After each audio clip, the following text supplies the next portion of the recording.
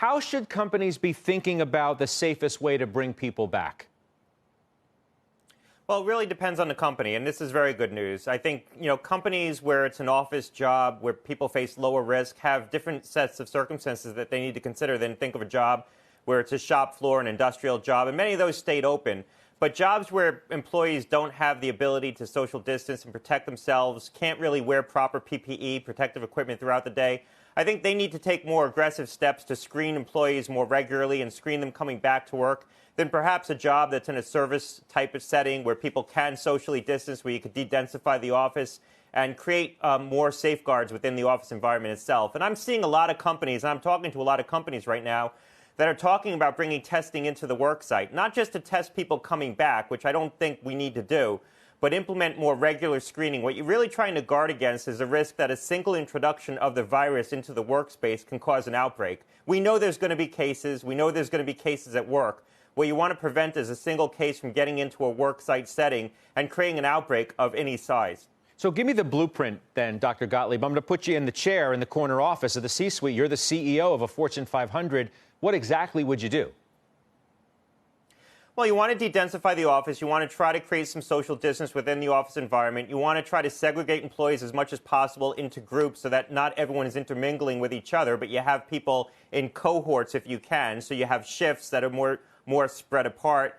You want to close common areas, or if you have to keep common areas open and you need people to have room to take a break, you want to stagger the break time so not everyone's coming together at once. And in terms of testing, you want to implement testing in some kind of protocol where you're testing a representative sample of your employees on a regular basis. You can either test the entire workforce, and there's ways to do that at scale that could be relatively inexpensive if you're starting to pool samples. So you don't test each individual employee. You take samples from each individual employee and you pool them together and you test the entire pool of samples. So you could test 100 people at once or 50 people at once. That's actually how China managed to test 10 million people in a week. They didn't test 10 million individual people. They took samples from 10 million people and they tested a million samples because they pooled them into pools of 10. So there's ways to do this, to leverage some of the platforms to do it more efficiently. But you want to get in place some kind of testing regime, I think, at most workplaces where people are going to be congregating together and in close contact, where you're getting a representative sample. So if there are cases spreading in the workplace, you're going to identify them if there are mildly symptomatic or asymptomatic places. And finally, for people who are symptomatic, you want to have good protocols in place where they can go and get tested. You want to have generous benefits that allow them to self-isolate at home if they have COVID, to not come into work.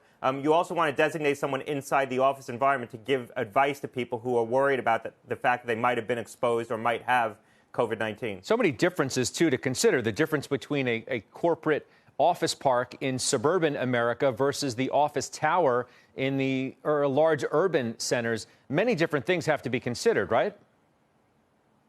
Right, and remember, a lot of the risk isn't just in the office environment. I mean, there's risk in closed environments where people are going to have sustained contact, and that describes a lot of workplaces.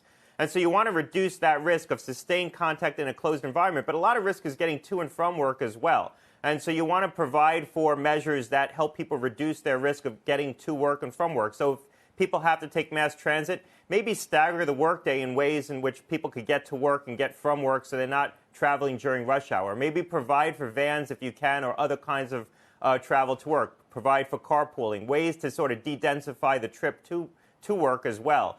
These are the kinds of things businesses should be thinking about. You want to reduce risk. You're not going to eliminate risk.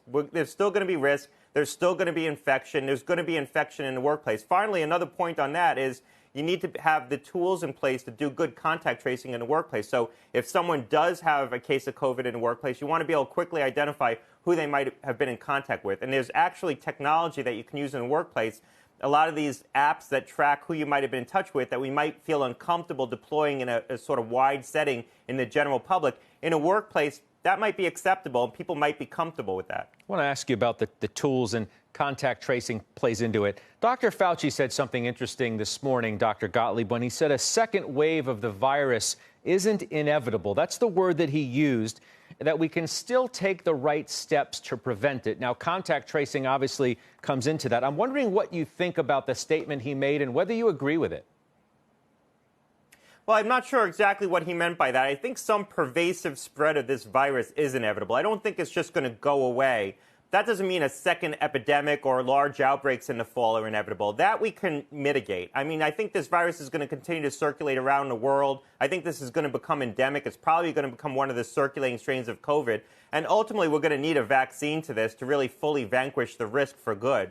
But we don't need to have another epidemic, certainly not on this scale, but even large outbreaks in cities and states going into the fall.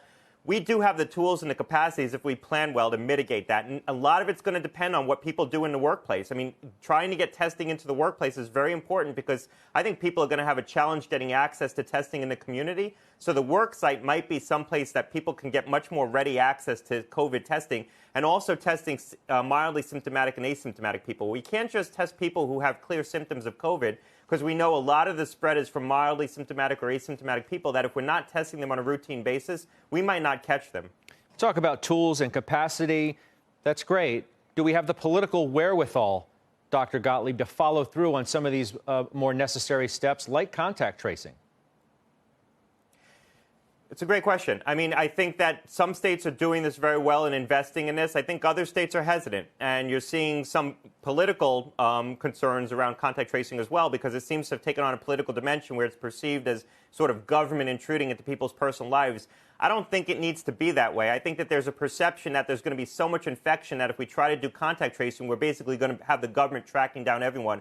That doesn't need to be the case. I think that we can keep infection below a certain level, that we can do efficient contact tracing, and it's not going to be intrusive into everyone's lives. Not everyone's going to get a tap on the shoulder and say, you know, you were in touch with someone who had COVID, you now need to go for testing, and you might need to self-isolate. I think we can keep the number of people who have this infection or are exposed to it down to a manageable level. Certainly South Korea was able to do that, Singapore was, Japan was. These are big countries, and so as we come off the summer, if we can get infection down, and I think we will heading into the summer, and we head into the fall, we could try to keep up with this. There's no reason why we can't be optimistic and think that we're going to have the tools to keep up with this.